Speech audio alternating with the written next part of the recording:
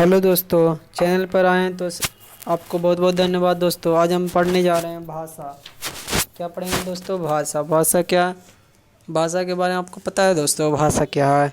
जो हम आपसे हम जो बात कर बोल रहे हैं वीडियो के माध्यम से, वह क्या है? भाषा है। तो भाषा क्या है दोस्तों?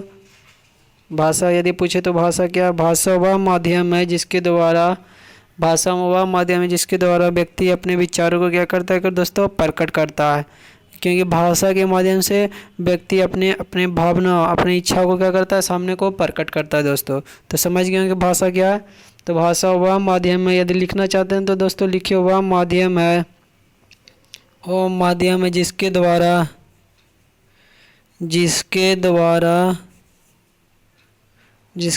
क्या करता है दोस्तों? मनुष्य अपने विचारों को आदान प्रदान करता है दोस्तों। विचारों को आदान प्रदान करता है।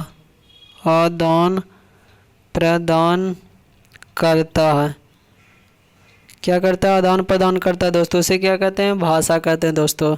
तो देखिए दोस्तों, हम बात बोलते हैं भाषा, आगे चलते हैं भाषा। भाषा के प्रकार में देखते हैं दोस्तों। तो भाषा 3 प्रकार का होता है। पहला होता है दोस्तों मौखिक भाषा। दूसरा होता है दोस्तों लिखित भाषा। ठीक है दोस्तों, लिखित भाषा। और तीसरा होता है दोस्तों सांकेतिक भाषा। प्रत्येक को बारी बारी से देखेंगे दोस्तों। सांकेतिक भाषा, ठीक है दोस्तों। तो 3 तरह का भाषा होता है। आपसे पूछे जाए दोस्तों, यदि प्रश्न आता है एग्जाम में तो आप बोल दीजिएगा। तो चलिए दोस्तों, मौखिक भाषा के बारे में देखते हैं। मौखिक भाषा के बारे में बोला गया दोस्तों, मौखिक भाषा मुख से बोलकर विचारों को जो अभिव्यक्त करने वाली भाषा को क्या बोलते हैं दोस्तों? मौखिक भाषा कहलाती है। तो सबसे पहले मनुष्य मौखिक भाषा ही सीखता है। मनुष्य सबसे पहले क्या सीखता है दोस्तों? मनुष्य भाषा, मौखिक भाषा, जो बोल सकता, बोलने का, जो बोलकर अपने विचार को प्रकट करता है दोस्तों, उसको कहते हैं मौखिक भाषा। इसका प्रयोग लिखित भाषा से अधिक होता है। लिखित भाषा से मौखिक भाषा का प्रयोग अधिक होता है। समझ ही सकते हैं दोस्तों। यदि किसी से बोलना है तो ज़्यादा मुख्य रूप से ही बोलेंगे ना दोस्तों। दूरदर्शन, रेडियो, देखिए दोस्तों, दूरदर्शन में दोनों, दूरदर्शन, रेडियो हुआ दोस्तों, टेलीफोन हुआ, ये सारे इत्यादि मौखिक भाषा के दोस्तों। ठीक ना दोस्तों, ये सारे उदाहरण। अगला लिखित भाषा देखते हैं दोस्तों। लिखित भाषा, तो लिखित भाषा क्या है दोस्तों? जिसको बोलते हैं रिटन लैंग्वेज। लिख कर विचारों को अभिव्यक्त करने वाली भाषा लिखित भाषा कहलाती है। ठीक है दोस्तों, लिख कर जो विचार को अभिव्यक्त करते हैं उसको लिखित भाषा कहते हैं दोस्तों।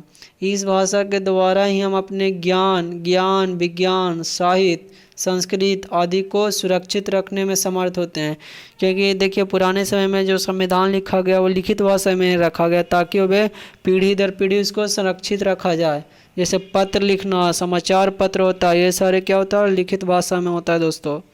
समाचार पत्र, शिलालेख, जैसे देखा अशोक का शिला, ये सारे जो पूर्वज में लिख कर शिलालेख में लिख कर गए, जिसको आज भी पढ़ रहे हैं लोग। ब्लैक बोर्ड, जिसको श्याम पढ़, इस पर लिखित भाषा, इस पर ये श्याम पढ़ पर लिखना आदि लिखित भाषा के उदाहरण है दोस्तों। ठीक ना, समझ गए होंगे दोस्तों। तो अगला जो है सांकेतिक भाषा। क्या है दोस्तों? सांकेतिक भाषा। तो सांकेतिक भाषा क्या कहते हैं?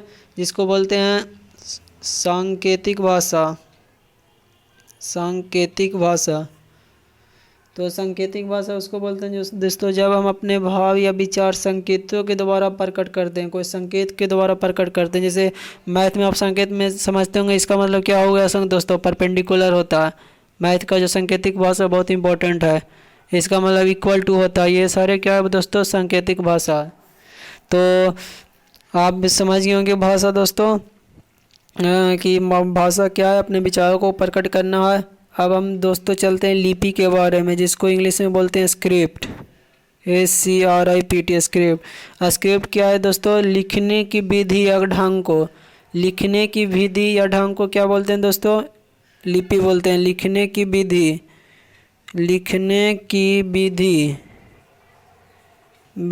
या ढंग को क्या बोलते हैं दोस्तों? लिपि बोलते हैं, लिपि कहते हैं। ठीक ना, तो हिंदी, जैसे आप जानते हैं हिंदी बहुत बोलने वाली राष्ट्रभाषा हमारी है। संस्कृत, नेपाली, मराठी, ये सारे क्या है, देवनागरी, ये सारे जो भाषाएं हैं देवनागरी लिपि में लिखी गई है, ठीक ना दोस्तों। हिंदी हुआ, हिंदी अनुस्वार नहीं दें, हिंदी हुआ, फिर क्या हुआ दोस्तों, संस्कृत हुआ, नेपाली हुआ, मराठी भाषाएं देवनागरी लिपि में लिखी गई जाती है, ठीक ना दोस्तों। आप देखते हैं व्याकरण क्या है, जिसको बोलते हैं ग्रामर दोस्तों इंग्लिश में। व्याकरण वह शास्त्र है जिसके द्वारा हम किसी भाषा को शुद्ध तथा व्यवस्थित रूप से लिखना या बोलना सीखते हैं, ठीक ना दोस्तों। व्याकरण क्या है, वह शास्त्र है जिसके द्वारा हम किसी भी भाषा को शुद्ध तथा व्यवस्थित रूप से लिखना एवं बोलना सीखते हैं। तो आप समझ गए हो दोस्तों कि व्याकरण किसको कहते हैं, शुद्ध रूप से लिखना या बोलना को व्यवस्थित रूप से लिखना या बोलने को सिखाते हैं। तो आप जानते हैं दोस्तों कि भाषा वाक्यों से बनती है, भाषा वाक्यों से बनती है। वाक्य किससे बनता है, शब्द से बनता है। शब्दों के निर्माण में क्या होता है, वर्णों की आवश्यकता होती है। तो आपको पता है ना दोस्तों कि आप जानते हैं कि भाषा वाक्यों से बनती है। भाषा किससे निर्मित होती है, वाक्यों से। और वाक्यों कैसे बनती है, वाक्यों शब्द से बनती है दोस्तों। शब्द मिलकर वाक्य बनेगा। शब्द कैसे निर्माण होता है, तो वर्णों से होता है। तो देखिए दोस्तों व्याकरण के बारे में देखते हैं। व्याकरण के निम्नलिखित अंग होते हैं। व्याकरण लिख देना दोस्तों, यहाँ पर देखिए। पहला हुआ वर्ण है दोस्तों, यहाँ न हटवर्गी न, वर्ण विचार हुआ, ठीक है दोस्तों। दूसरा में है शब्द विचार लिखें दोस्तों। और तीसरा में लिखें वाक्य विचार, क्या लिखें दोस्तों, वाक्य विचार। और चौथा में लिखें दोस्तों रूप विचार। बारी बारी से सबको यदि आप लिखना है तो लिख लीजिए दोस्तों।